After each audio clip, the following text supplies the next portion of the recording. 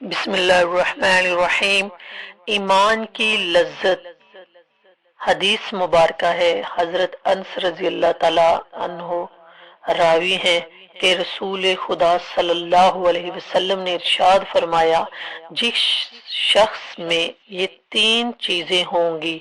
وہ ان کی وجہ سے ایمان کی حقیقی لذت سے لطف اندوز ہوگا۔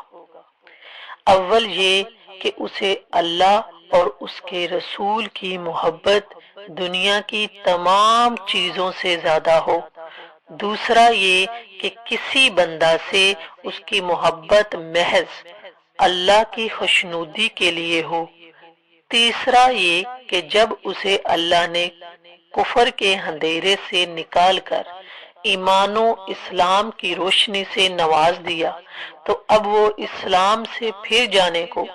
اتنا ہی برا جانے جتنا آگ میں ڈالے جانے کو۔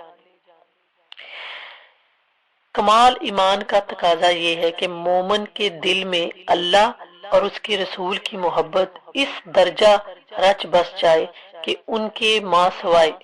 تمام دنیا اس کے سامنے زیر ہو۔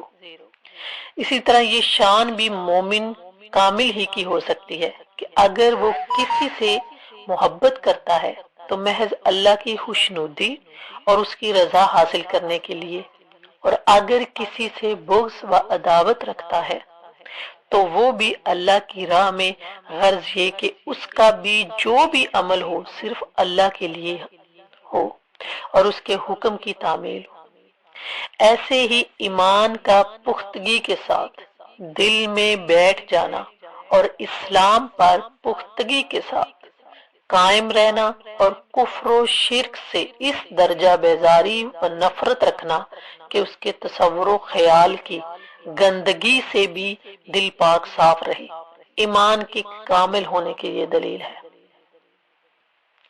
ایمان کا لطف کیسے حاصل ہوتا ہے؟ حضرت عباس رضی اللہ تعالیٰ عنہ بن عبد المطلب کہتے ہیں کہ رسول اللہ صلی اللہ علیہ وسلم نے فرمایا، جس شخص نے اللہ تعالیٰ کو اپنے پروردگار، اسلام کو اپنا دین اور محمد صلی اللہ علیہ وسلم کو اپنا رسول خوشی سے مان لیا تو سمجھو کہ اس نے ایمان کا ذائقہ چکھ لیا۔ سبحان اللہ۔ اللہ تعالیٰ کی ربوبیت اور اس کی ذات و صفات پر ایمان، محمد عربی صلی اللہ علیہ وسلم کی رسالت و نبوت میں یقین و اعتقاد، دین و شریعت کی حقانیت و صداقت پر کامل اعتماد اور اسلامی تعلیمات و احکام کی پیروی اس کیفیت کے ساتھ ہونی چاہیے کہ دل و دماغ کے کسی گوشہ میں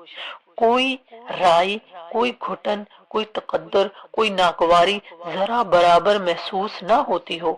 رضا و رغبت، اطمینان خاطر اور دماغی و ذہنی سکون کی